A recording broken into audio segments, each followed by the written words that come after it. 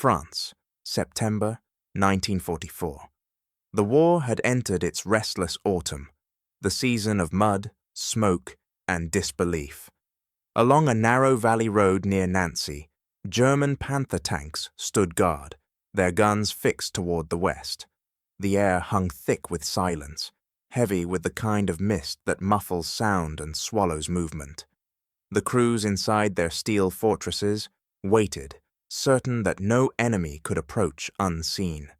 For years they had trusted in armor, in inches of hardened steel, and the certainty that weight meant survival. But that morning, the fog did not conceal what it always had. Beneath it, a vibration began, faint at first, like a tremor under the earth. Then came a rising whine, mechanical and unfamiliar, sharper than the low thunder of tank engines. German ears, trained to know the sound of every Allied vehicle, could not place it. The men peered into the whiteness, their eyes straining against the blur of dawn. Out of that shroud came something unreal, a streak of motion, low and sleek, cutting through the valley, like a blade through cloth. It moved too fast to comprehend, too sudden to track. A German gunner tried to pivot his turret, but the machine outpaced the steel itself. The shape, small, angular, painted in dust, skidded sideways across the road, its engine screaming. A single flash, a single shot, and one Panther erupted in flame. The attacker vanished behind its own smoke, reappearing an instant later on higher ground. Another round, another explosion. 2 Panthers were burning before their gunners had even found their bearings. Inside the last surviving tank, shock overtook discipline. The commander's headset crackled with chaos. Reports of fire, of movement, of something they could not name. Through the vision slit, he saw only the retreating shadow of a machine that seemed too fast, too deliberate, too alive. He leaned forward, voice trembling, words lost between fear and awe. What in God's name was that? And as the smoke settled over the valley of wrecks, the German army met a weapon they had never imagined, a tank destroyer that fought not with armor, but with speed. What they didn't yet know was that this was only its first appearance. The Hellcat was never built to endure fire. It was built to outrun it. Where most tanks were born from fear, thicker plates, heavier frames, slower hearts, this one was designed from the opposite conviction, that survival belonged to those who moved first, not those who waited longest. It was a predator conceived in reverse, its strength found not in defiance, but in escape. In 1943, the Buick Motor Division received an unorthodox order from the U.S. Army. The request was simple yet radical: a tank destroyer, light enough to fly, fast enough to disappear. Engineers began stripping everything unnecessary. Weight became the enemy. They removed armor, reduced profile, and installed a Wright R975 aircraft engine, a power plant meant for the sky, not the mud of Europe. When they finished, the machine weighed just 18 tons, barely half the mass of a Sherman. It was not protection they had built, it was pursuit incarnate. Its armor could be pierced by rifle fire. A German MG-42 could shred its skin, but what it lacked in steel, it reclaimed in speed. During trials, the M18 Hellcat reached 55 miles per hour, faster than any armored vehicle in history. Test drivers struggled to believe it. When pushed, the treads blurred, the chassis hummed like a living nerve. It was a tank that demanded precision, not bravery, for any mistake at that velocity meant oblivion. The motto emerged naturally, written not in doctrine but in motion. Speed is armor. To its crews, those 3 words became both comfort and curse. They knew that to survive was to never stop. In training, Hellcats raced pursuit aircraft across the Nevada desert, and won. In combat, they would do the same against something deadlier, expectation itself. For the German High Command, this concept was inconceivable. Doctrine taught that mass equals might, that armor equals dominance. No strategist in Berlin had imagined a machine that refused to stand still, that turned evasion into attack. By the time they realized, it was too late. Mobility, once a detail, had become America's new weapon, and somewhere in France, that weapon was already rewriting the rules of war. Across the broken fields of France, the Hellcat began to teach its first and most brutal lesson, that speed could kill. Where traditional ambushes relied on concealment, the M18 relied on motion. It did not wait for prey. It became the blur that struck, vanished, and struck again.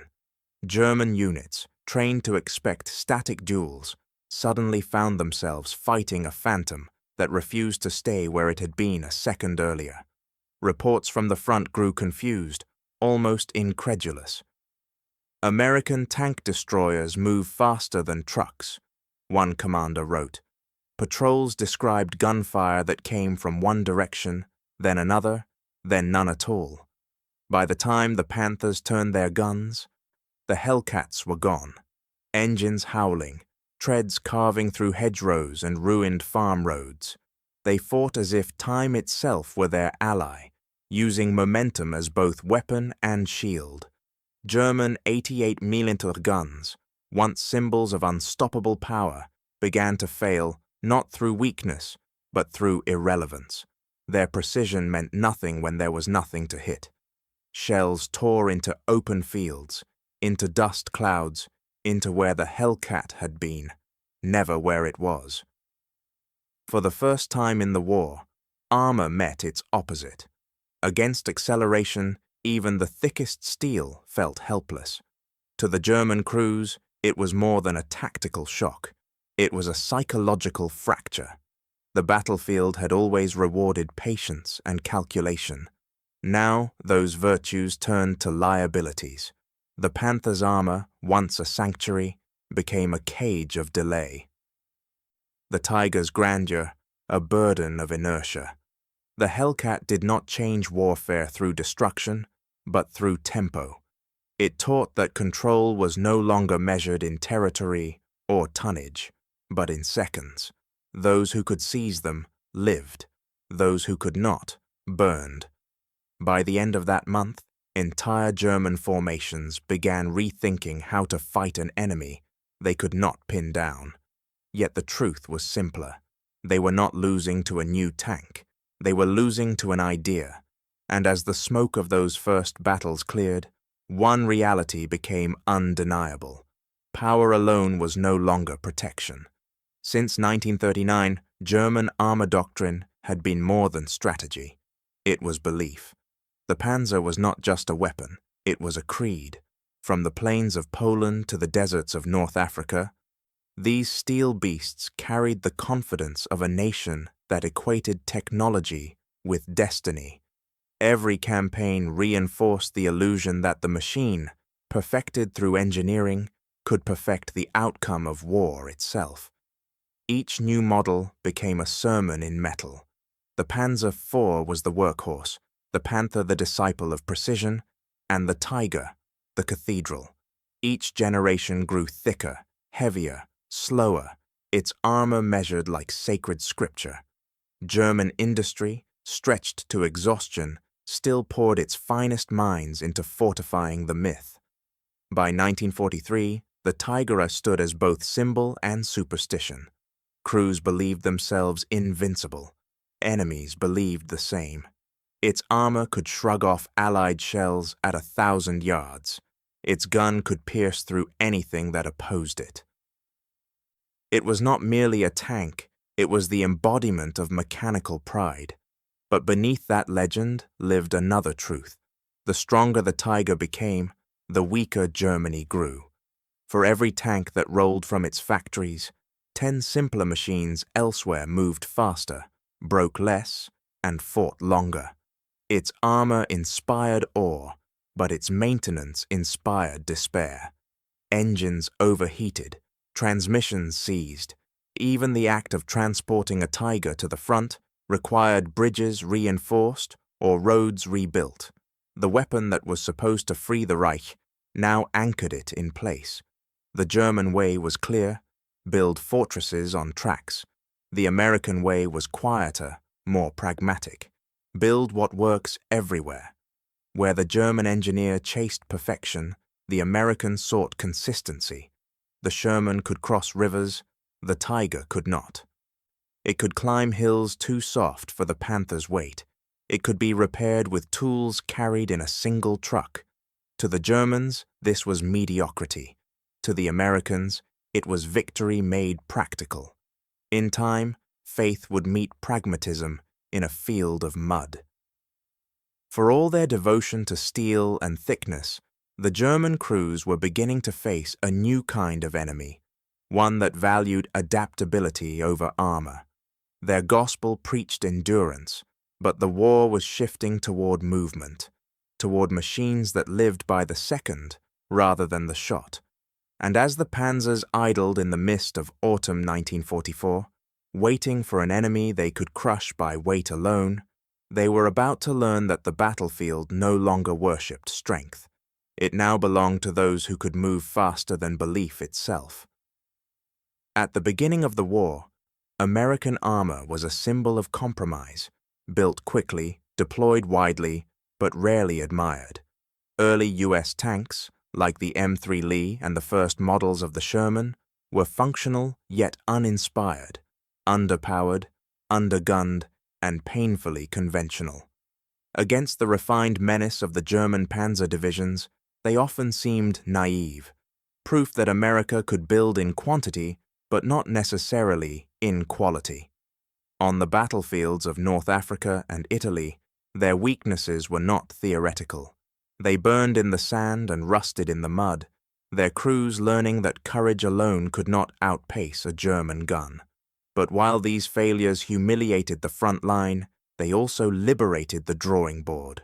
Behind the smoke and statistics, a quieter revolution was taking shape, one that did not chase thicker armor or larger cannons, but something less visible: advantage.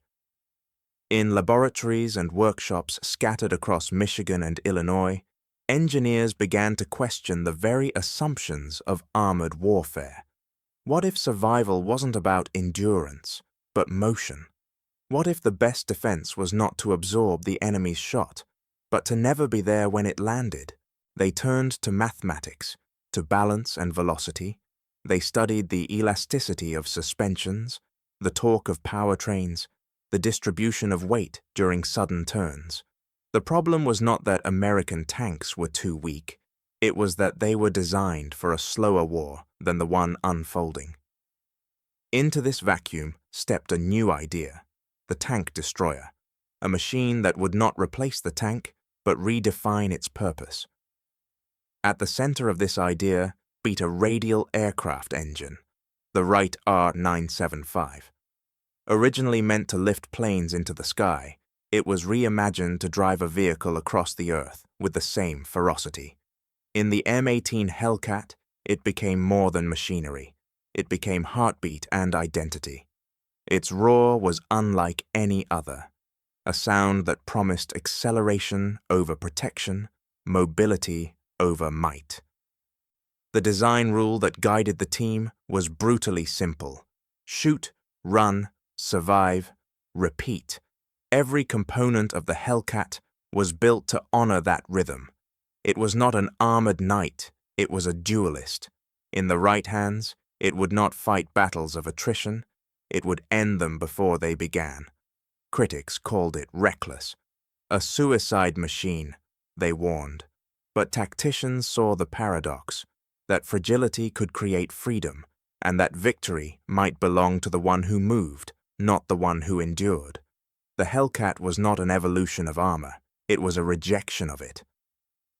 For the first time, America had built a machine that could think like a soldier: quick, reactive, instinctive. It was not built to withstand fear, but to live within it. And soon, it would prove that speed itself could become a weapon of belief. By 1944, the German tiger was no longer a weapon. It was an article of faith. The Reich's propaganda machine had turned it into a living god of war. Newsreels showed its massive turret turning with slow majesty, its barrel cutting through smoke like the finger of destiny. Soldiers knelt beside it for photographs, their faces lit by pride and superstition. Even Allied troops whispered its name with the same respect they reserved for catastrophe. To see a tiger was to see inevitability made of steel. But beneath the myth lived the burden of creation. Each tiger required nearly 300,000 man-hours to build, a masterpiece that consumed Germany's dwindling time and fuel. On the battlefield, its majesty demanded worship in the form of maintenance. For every mile it advanced, crews spent hours coaxing its engine to life, tightening bolts, praying to the machinery that ruled them. The tank that symbolized dominance also symbolized dependence. One engineer remarked with bitter precision, "No tiger is ever truly running, only preparing to." To its crews, the tiger's power was intoxicating but isolating. It was a fortress that moved too little and mattered too much. Roads broke beneath its 45 tons. Bridges trembled or collapsed. Even victory demanded sacrifice, not of men, but of motion. When the tiger fought, the world slowed to its pace. When it stopped, the war moved past it. Then came the Hellcat, a machine so light it seemed to mock the very principles of German engineering. Where the tiger required a battalion of mechanics, the Hellcat needed a handful of soldiers and a wrench. It did not rumble or command. It sprinted. To the German eye, it looked fragile, almost comical, a paper tank chasing ghosts. But when it struck, it did so with surgical clarity. "You cannot fight what you cannot hit," one American gunner remarked after his first encounter. His words carried no arrogance, only fact. The tiger's thick armor, once its pride, became its cage. Its gun could destroy at distance, but its turret could not turn fast enough to meet a target that refused to stand still. The Hellcat did not challenge the tiger in strength. It humiliated it in time.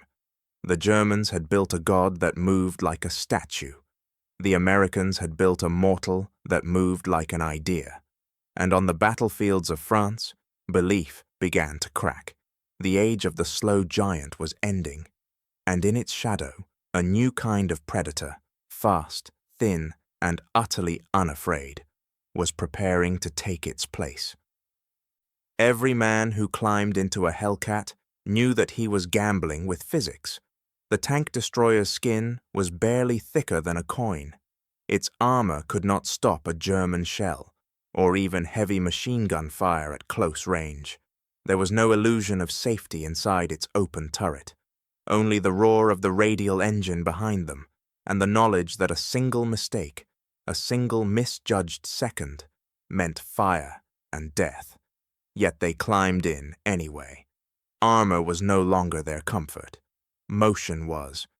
Each crew learned quickly that protection was not measured in steel, but in seconds. Their survival depended on how fast they could read a battlefield, fire, and vanish before the enemy's gunner aligned his sights. The Hellcat demanded total awareness, a machine that rewarded instinct and punished hesitation. To go faster, crews did the unthinkable. They stripped away anything that wasn't essential. Extra ammunition, gear, and even personal belongings were discarded to shave weight. Some units removed sections of side skirts or unneeded plating. Mechanics spent nights tuning engines to the brink of failure, polishing carburetors until they gleamed, coaxing every ounce of power from the Wright R975. The result was a vehicle that could sprint across open ground faster than a truck, and faster than fear itself. They drove like racers, but fought like mathematicians. Every ambush was a calculation of angle, distance, and exposure, solved in seconds under fire. To strike too early was to reveal their position. To strike too late was to die. Commanders plotted escape routes before they even fired the first shot. It was warfare measured not in courage, but in timing. One gunner later described the feeling with quiet disbelief. It felt like riding a shell. The Hellcat didn't merely move, it lunged. The suspension bucked, the engine screamed, and the open turret filled with wind and cordite. Crews braced themselves against the sides as the vehicle drifted through mud and rubble, the world blurring into streaks of grey and green. Inside, their hearts beat to the rhythm of the machine. 5 men sharing the same pulse. Fear was constant, but so was control. The Hellcat replaced armor with mastery. Every movement was deliberate, every risk accepted. Adrenaline became armor, not the reckless kind that blinds a man, but the focused kind that keeps him alive. Veterans remembered that sensation for the rest of their lives. The hum of the tracks, the vibration through the floor, the silence between breaths before a shot. They fought differently from the tankers who sought shelter in steel. These men fought in the open, exposed, vulnerable, but faster than everything that hunted them. When German gunners aimed at where they were, the Hellcat crews were already gone, reappearing behind the flank, their 76mm gun finding its mark. To fight in a Hellcat was to live inside motion, to accept that stillness was death. Many crews never made it home. Those who did spoke without bitterness.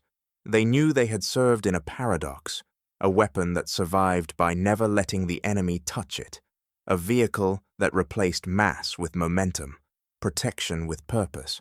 Theirs was a war of nerve and geometry, where the slightest hesitation meant ruin, and every victory was measured in seconds saved. In those brief moments between pursuit and escape, they glimpsed a truth older than any doctrine, that courage is not found in resisting danger, but in outpacing it. And as the front lines shifted eastward, and the German armor pressed again through the rain and mud, these crews would carry that truth with them into the next great test of speed against strength. By the autumn of 1944, the men of the 805th Tank Destroyer Battalion had turned survival into a science. Out of necessity, they began to write a new rulebook, one that defied every convention of armored warfare. Theirs was not the doctrine of siege or supremacy, it was the doctrine of movement. Where others sought ground to hold, the Hellcat crews sought ground to leave. The principle was simple, almost cruel in its precision. Engage, fire once, relocate, never linger. Never wait. Distance became their first ally, concealment their second. At long range they struck like hunters, patient only in preparation, ruthless in execution. They would appear on a ridge, loose a single 76mm round, then vanish behind a tree line before the enemy's return fire even found the smoke. Their success depended not on armor or numbers, but on seconds, the small slivers of time that decided whether a tank destroyer lived or burned. To the Germans, this defied logic. For years they had dominated by holding position, by turning every encounter into a contest of endurance. But the Hellcat crews fought a different kind of duel, one measured in motion, not mass. They made speed replace position, they made surprise replace defense. Against the Panther, the pride of German engineering, the doctrine became almost ritualistic. Crews knew where to aim, the thin side plating, the engine vents, the lower hull where armor gave way to necessity. They stalked their prey in silence, circling like wolves, waiting for a break in formation. A single flanking shot, placed with mathematical precision, could shatter what the enemy believed indestructible. And in those moments of contact, chaos became art. Engines roared, radios barked, and gunners calculated ranges by instinct. Each unit moved in rhythm, a choreography of machines and men, rehearsed through repetition until it felt almost natural. "See, strike, vanish," they would say, and the phrase became both method and mantra. Every battle refined the pattern further. At first it was improvisation, the desperate invention of underdogs, but soon it became doctrine, formalized in field manuals and after-action reports. Commanders noted that the Hellcat's mobility did more than preserve life. It broke the enemy's perception of control. The Germans, trained to think in lines and positions, could not fight what refused to stay still. They fired at ghosts, moved toward echoes, and lost ground to momentum itself. From the hedgerows of France to the forests of Lorraine, the results spoke louder than theory. In open fields where slower tanks would have been slaughtered, the Hellcats thrived. Their speed turned geography into weaponry. Hills became ambush sites. Roads became escape routes. Even the fog, once a German advantage, now favored those who could disappear inside it. To the men who fought in them, the Hellcat no longer felt like a vehicle. It was a living instrument, fragile, precise, and utterly unforgiving. Every gear shift, every angle of the gun carried the weight of survival. In its motion was the promise of life, in its stillness, the certainty of death. And so, the Hellcat became more than a machine. It became a doctrine, a philosophy written in oil, smoke, and timing. It proved that chaos could be engineered, that fragility could be weaponized, and that the future of armored warfare would belong not to the heaviest tank, but to the fastest mind. Yet even as the doctrine spread, one question remained unanswered. What would happen when this weapon of movement met a battlefield that refused to move at all? Autumn returned to Europe like an old adversary. The clear skies of summer vanished beneath a ceiling of rain, and the fields that had carried tanks and men alike turned to mire. Roads dissolved into trenches of mud. Supply convoys bogged down. Engines screamed and died in the cold. For both sides, the campaign ground to something slower, heavier, a reminder that even machines were subject to the will of weather. German armor suffered first. The mighty panthers and tigers, so feared in the dry months, now found themselves prisoners of the terrain they once commanded. Each mile demanded hours of labor, each turn a gamble between progress and paralysis. Steel treads sank deep into the clay, their immense weight becoming their enemy. Soldiers abandoned vehicles that had once symbolized invincibility, watching them vanish into the earth like monuments to misplaced faith. But where the giants stalled, the Hellcats moved. Their engines roared through the drizzle, their light frames skipping across surfaces that swallowed heavier tanks whole. To the American crews, the mud was not an obstacle, but an ally, a test that rewarded those who could adapt.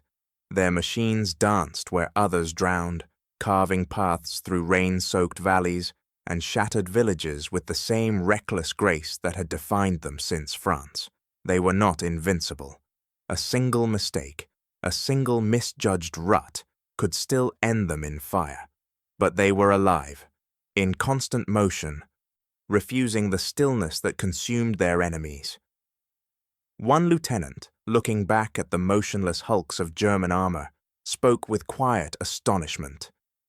"We used to fear the tiger. Now we pass it." What once symbolized dominance had become obstruction. The war was changing shape. The battlefield no longer rewarded those who stood firm. It rewarded those who could move, think, and strike in rhythm with the storm. The Hellcat embodied that rhythm perfectly, a machine that didn't fight the landscape, but flowed through it. Observers wrote that to see a column of Hellcats advancing through rain was to witness motion itself given form. They did not march, they glided, their engines howling like wind through steel.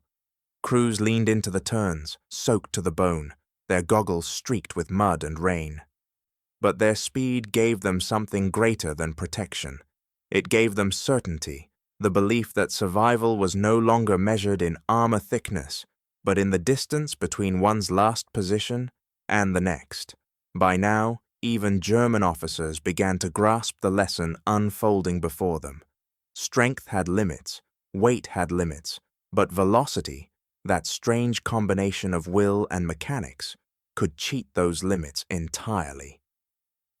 The Hellcat proved that the future of war would not belong to fortresses or legends, but to those who mastered transience. And so, as autumn deepened and the fields of France turned to oceans of mud, the truth became undeniable. The machine no longer fought the war, it danced through it. Speed had not only changed tactics, it had rewritten survival itself. But far to the east, another storm was gathering, one that would test whether motion alone could still outpace fate. September 1944. Lorraine, France. The war had reached its threshold, that strange season when victory feels inevitable, yet death still collects its toll in every mile of advance. The fog that rolled through the hills near Aricourt was thick enough to erase distance, thick enough to hide armies. Within it waited the German 5th Panzer Army, striking west in one of its final great counterattacks. Their objective was clear: drive the Americans back, split their lines, and reclaim the momentum lost since Normandy. But unseen within the mist, crouched across ridges and hedgerows, the men of the 704th Tank Destroyer Battalion waited and listened. They heard the low hum first, the familiar, heavy growl of Maybach engines, Panthers, perhaps Tigers, advancing in column through the haze. For the German commanders, the fog promised surprise. They believed it concealed them. They believed it made them hunters again. What they didn't know was that the same fog now served a faster mind, a doctrine built on motion, deception, and instinct. The Hellcats had dug in by dawn, their thin hulls hidden among hedgerows and barns, their gunners peering into nothing. Orders were whispered over radios barely audible above the mist. "Hold! Wait for the break!" The men tightened grips around cold metal. Breath steamed inside open turrets. Then, as if some unseen curtain lifted, the fog began to thin. The Americans struck first. Engines roared to life in unison, and from behind the rising veil came a chorus of 76mm fire. Panthers flared in sudden flame, their silhouettes twisting in confusion as rounds found their flanks. The Hellcats didn't stay to admire the result. They fired once, twice, and moved. Across the ridgeline, their engines screamed past 50 miles per hour, the fastest armored thrust Europe had ever seen. German gunners tried to traverse, to fix targets, but their turrets turned too slowly. Their doctrine, built on dominance through armor, collapsed under the weight of seconds lost. For 2 days, the hills around Aricourt became a racetrack of destruction. Hellcats darted through orchards and along narrow lanes, striking from impossible angles. Panthers tried to reposition, only to find their guns pointed toward where the enemy had been, not where it was. The battlefield became a blur, a contest not of power, but of rhythm, and the Germans, masters of precision, could not keep pace. By the end of the second day, the scale of the reversal was astonishing. 88 German tanks lay shattered across the French countryside, destroyed or abandoned. The 704th Battalion, outnumbered and outgunned, had moved faster than the enemy could think. Their losses were light, their victory absolute. The myth of armor supremacy, the idea that thicker meant stronger, that slower meant safer, died quietly in that fog. It didn't die from lack of courage or from technical inferiority, but from the arrogance of permanence. The German tank crews, who once trusted steel, now faced an opponent that trusted movement. And movement, they learned, cannot be stopped. Veterans of Aracourt would later remember the sight not as battle, but as motion made divine. Tanks streaking across open ground, smoke trailing behind them like comet tails, the air thick with the scent of burning fuel and rain-soaked soil. In that chaos, every crewman felt the paradox of their creation. That fragility, properly used, was more lethal than armor ever could be. When the firing ceased and the valley fell silent, the American tank destroyers stood among ruins, their thin hulls spattered with mud, their engines idling, ready to move again. Around them, German wrecks smoldered in rows, their turrets frozen mid-turn, as if still trying to catch what had already passed. In the days that followed, reports filtered back through the Allied command. Commanders studied the engagement and realized they were witnessing something new, an evolution, not of machines, but of ideas. The Hellcat had proven that in modern war, speed was no longer a tactic, it was a truth. Aracourt became more than a victory. It was a revelation, the last sermon in the gospel of motion, and beyond that fog-shrouded valley, the war was listening. By late September, the German panzer crews had learned their lesson. The shock of Aracourt had left them reeling, but not blind. In the days that followed, they began to adapt. Formations tightened. Long-range engagements replaced blind thrusts. Panthers and Tigers were ordered to hold fire until the enemy closed within killing distance. Scouts were pushed forward, and every rise in the ground became a potential ambush site. The Germans had once again turned to what they knew best: discipline, geometry, and firepower. But what they faced now was no longer an army of improvisers. The Hellcat crews had evolved faster than the enemy could calculate. Every skirmish refined their method. Every loss sharpened their instinct. They had learned the one truth that armor denied: power without precision is only weight. In the weeks after Aracourt, they became mathematicians of survival, striking from angles so fine that even the best German optics struggled to follow. Their rule was absolute: never engage from the front. At a glance, it looked like madness. Thin-skinned vehicles racing headlong toward opponents that could destroy them in a single hit. But there was logic beneath the chaos. The M18's 76mm gun, firing tungsten core ammunition, could penetrate even the Panther's sloped armor when aimed from the side or rear. That one fact changed everything. Speed was no longer just survival. It was the delivery system for precision. Hellcat commanders began to think in seconds, not meters. A Panther could traverse its turret at about 20 degrees per second. A Hellcat, moving at 50 miles per hour, could circle behind it in half that time. The result was not a duel, but a race, and the Germans were always a step too slow. The battlefield had become a clock, its seconds precious and deadly. Communication became the American weapon of choice. Each Hellcat was equipped with a reliable SCR-508 radio, allowing instant coordination across entire platoons. While the German tankers fought blind, their radio nets jammed, their orders delayed, the Americans moved as one organism. A Hellcat that sighted a target could call in two others to flank within moments. Fire, move, report, repeat. A symphony of steel and speech. German commanders tried to restore order through control, but control was the enemy of speed. To fight like the Hellcat was to surrender hierarchy for instinct. A platoon leader might order a maneuver, but by the time it was spoken, his crews had already acted. Theirs was a war of intuition, soldiers who thought faster than machines.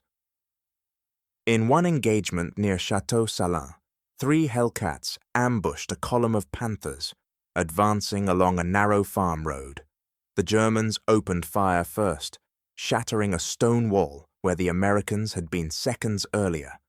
But when they turned to adjust, They found the enemy already behind them. The lead Panther erupted in flame, its crew escaping through smoke and mud. Within minutes, the skirmish was over. What the German commander had thought was a single unit had, in fact, been 4, each moving independently yet together, like limbs of a single body.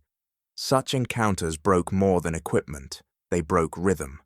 German gunners, once patient and composed, began to rush shots. Their confidence, once their sharpest weapon, dulled under the strain of unpredictability. The Hellcat didn't need to destroy every tank to win. It only needed to break the tempo to make the enemy miss. Observers noted that the battlefield, once dominated by armor, was now governed by tempo. It no longer belonged to whoever struck hardest, but to whoever struck first and vanished faster. In that transformation lay a quiet revolution. The Hellcat had turned the battlefield from a map into a clock, and every second that passed was another reminder that mass had lost to motion. When power met precision, it was not a contest of weapons, but of ideas. The Germans still believed in the supremacy of steel. The Americans now believed in the supremacy of time. And as the Hellcats continued their advance through Lorraine's rain and ruins, one truth became unshakable. The faster army no longer just moved through history, it was beginning to rewrite it. For all its victories, the M18 Hellcat was never invincible, and its crews never pretended otherwise. Beneath the triumphs of Arracourt and Lorraine lay a truth every man inside its thin hull understood. One shell, one spark, and the Hellcat would cease to exist. Its armor was little more than sheet metal, enough to deflect shrapnel, never enough to stop a tank round. Even the chatter of German machine guns could rip through its sides. To fight in a Hellcat was to gamble against mathematics, and most of the odds were cruel, but that fragility gave its crews a kind of freedom. The men who climbed inside these open-topped destroyers knew exactly what they were risking. They were not shielded by the illusion of safety that heavy tank crews often carried. Their courage was not built on the faith of steel, but on the mastery of movement. In a world defined by armor, they had learned to trust only motion, to make control itself their protection. Many of them volunteered for missions, others refused. Not out of recklessness, but out of belief. They knew their machine better than anyone else on the battlefield. Its engine, its suspension, its gun, all felt like extensions of their own nerves. When danger came, they didn't hide from it. They outpaced it. They moved through it with the precision of men who had memorized the seconds between life and death. "We didn't fight from the Hellcat," one crewman later said. "We lived through it." To outsiders, they looked like daredevils, racing headlong into ambushes, exposing themselves on open ridges, firing and fleeing before return fire could find them. But those who survived knew it was something far colder and more exact. Their courage came not from defiance, but from calculation. Each maneuver was a question of probability. Each breath, a decision measured in yards per second. In that arithmetic of danger, they discovered something close to serenity. Historians would later call them the last nights of open battle, men who fought without the armor of certainty, guided instead by skill, instinct, and trust in motion. Their battles were fought not in trenches or behind walls, but on the open plains of France, where exposure was constant and hesitation was fatal. They lived with engines screaming around them, shells passing within inches, the air thick with the smell of oil and fear. And yet, within that chaos, there was order, the quiet precision of men who understood their craft completely. Each victory was more than tactical. It was moral. The Hellcat did not dominate through superiority of material, but through the intelligence of adaptation. It embodied an American truth the German generals had never understood. that innovation is not about what one builds, but how one learns to use it. The crews who drove those fragile machines turned weakness into doctrine and motion into philosophy. By the winter of 1944, speed had become more than a tactic. It was a way of thinking. Every maneuver, every ambush, every narrow escape proved that survival favored those who refused to stand still. The Hellcat was no longer simply a tank destroyer. It was a teacher, a lesson written in noise and velocity. That strength could be found not in what resisted, but in what adapted. And so, the irony endured. The most fragile machine on the battlefield became one of the deadliest. Its paper-thin armor outlasted the thickest steel. Its vulnerability became its weapon. In the final months of the war, as the front lines pushed into Germany itself, the Hellcat and its crews carried that lesson forward, through shattered towns, through endless rain, through a world still learning that motion, not mass, would define the modern age. They were not the heaviest nor the safest, but they were the fastest, and in war, that was enough to change everything. By the dawn of 1945, the Hellcat had earned a reputation no statistic could capture. It was, by every technical measure, the fastest armored fighting vehicle ever to see combat, a machine that could reach 55 miles per hour on open ground, faster than the trucks that supplied it. To the men who drove it, that number wasn't a boast, it was a form of prayer. Every mile per hour was a chance to live. Every second gained was another second denied to death. Across the scarred map of Europe, the M18 had left a trail of paradoxes. It destroyed over 500 enemy tanks, Panthers, Tigers, self-propelled guns, and armored cars, all of them technically stronger, heavier, and better protected. Yet it had done so with less armor than a city bus. In the calculus of war, it should not have worked. But it did, because the men who fought in it had learned to think faster than the machines that tried to kill them. By spring, the German war machine was collapsing. Panthers and Tigers sat abandoned on roadsides, their engines starved of fuel, their treads half buried in mud.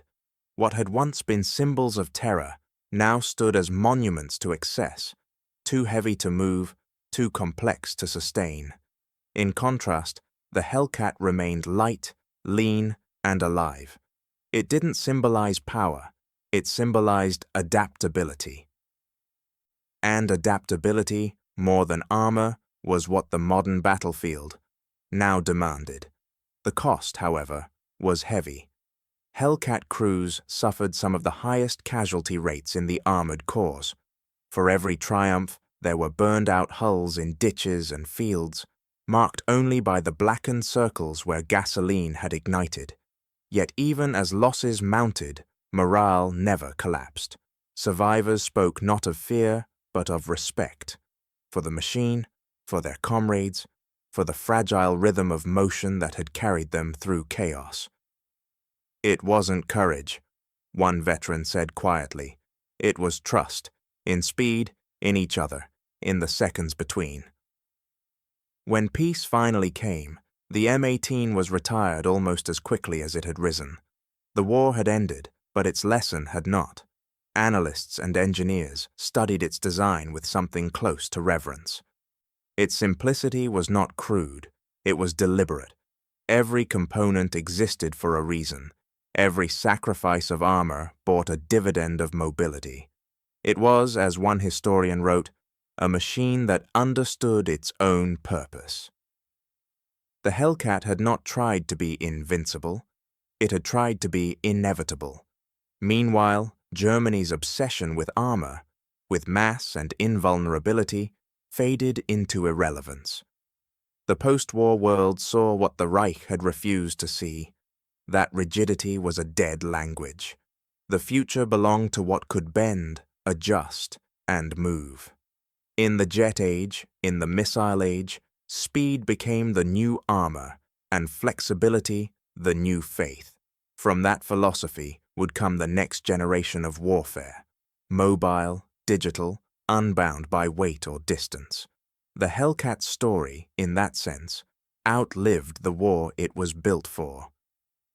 It was not remembered for what it destroyed, but for what it proved, that freedom of movement, of thought, of design, defeats the illusion of control. It was America's answer to the gospel of steel, a machine that showed the world that victory was not about what you could withstand, but what you could outmaneuver. By 1945, its paint was chipped, its engines weary, and its crews scattered across the quiet towns of a war-torn continent. But the principle it carried, that motion is survival, that adaptability is strength, would never die. The M18 Hellcat faded from service, its speed no longer needed in a world at peace. But history never forgot the truth it revealed. Power built from fear will always rust. Power built from freedom endures. And somewhere, on a forgotten French road, where the wrecks have long been cleared, the wind still moves through the silence, fast, fleeting, and unstoppable, like the ghost of the machine that once outran war itself.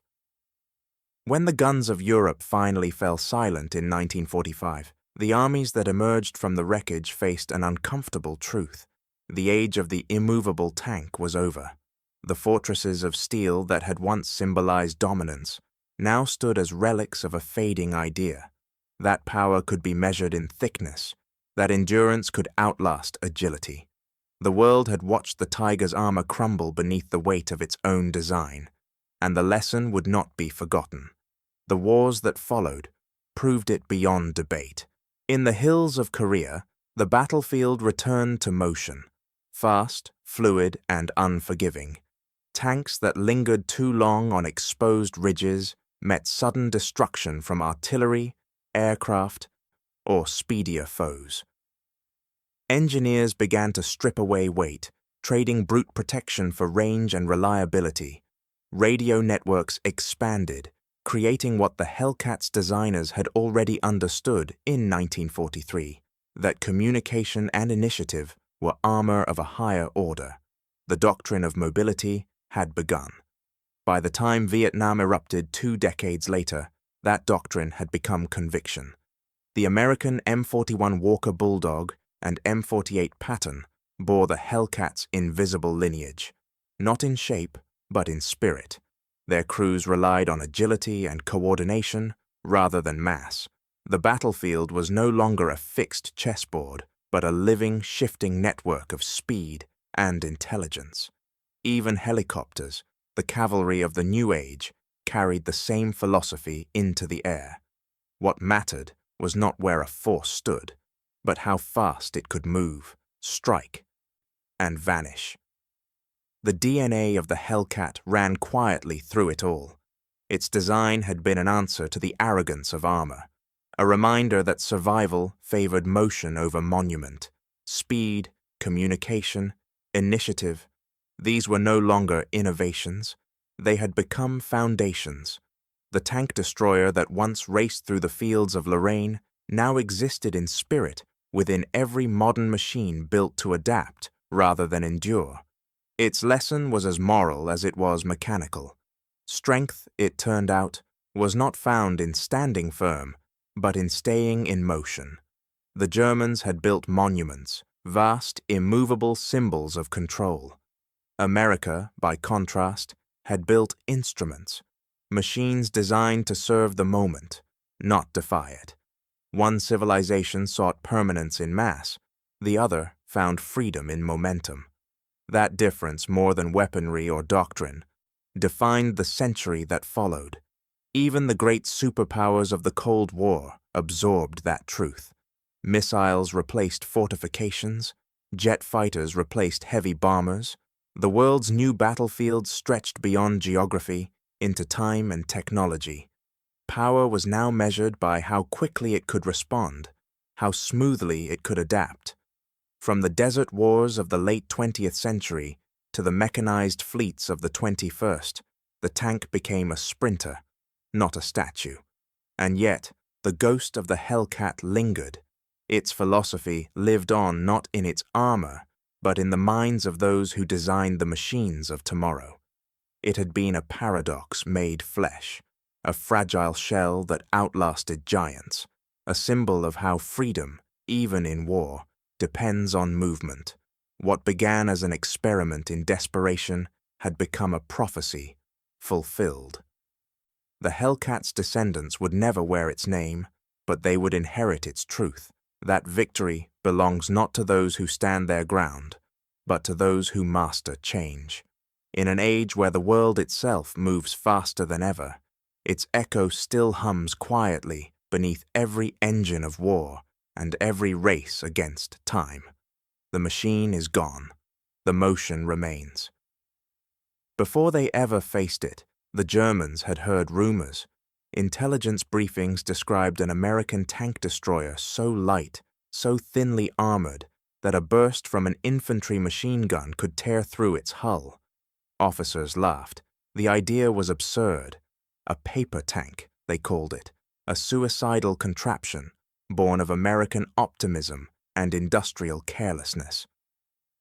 In a war defined by armor, the notion of a machine that relied on speed instead of steel was more than foolish. It was heresy, but the front has little patience for faith. When the Hellcat finally arrived in France, the laughter ended in smoke. Those who had mocked it were the first to see it move, low to the ground, barely visible, its engine howling like an aircraft tethered to the earth. They aimed, but it was already gone. It reappeared at their flank, fired once, and vanished into the fog. What they had dismissed as weakness had become velocity. What they thought was suicide was precision. The battlefield punished arrogance. Panthers and tigers, monuments to the German belief in invincibility, began to burn not from frontal assaults, but from the sides and rear, where their armor was weakest. Each engagement rewrote the rules. The slow giants, built to endure, now struggled against ghosts that refused to stay still. The Hellcat's crews did not outgun their enemies. They out-timed them. In those encounters, something greater than machinery was being tested. The Hellcat represented a different philosophy, that survival was not about resisting force, but mastering the rhythm of it. Its very fragility forced perfection. Every maneuver had to be exact, every shot measured, every retreat planned before the first strike. The crews didn't have the luxury of error. They didn't rely on armor. They relied on understanding time itself. When the smoke cleared over Aricourt and Lorraine, the evidence lay scattered across the mud. 88 German tanks destroyed in 2 days, the myth of invincibility undone by motion. What had begun as mockery ended as revelation. The paper tank had proved that power was not a question of mass, but of mind. It was the victory of adaptation over arrogance, of intellect over inertia. To the Americans, it was vindication. To the Germans, it was humiliation. The empire of steel had been undone not by a stronger weapon, but by a faster idea. The Hellcat had turned vulnerability into strategy, fragility into focus, and motion into mastery. Its triumph was not in numbers, nor even in survival, but in meaning. It showed that warfare, like life itself, belongs not to the strongest, but to those who can change. It was a machine that trusted the moment, and by doing so, transcended it. Years later, historians would marvel at its paradox, a tank destroyer that destroyed the very logic of tanks. It didn't win by armor or firepower, but by the courage to be light in a world obsessed with weight. The German officers had laughed once. They never laughed again.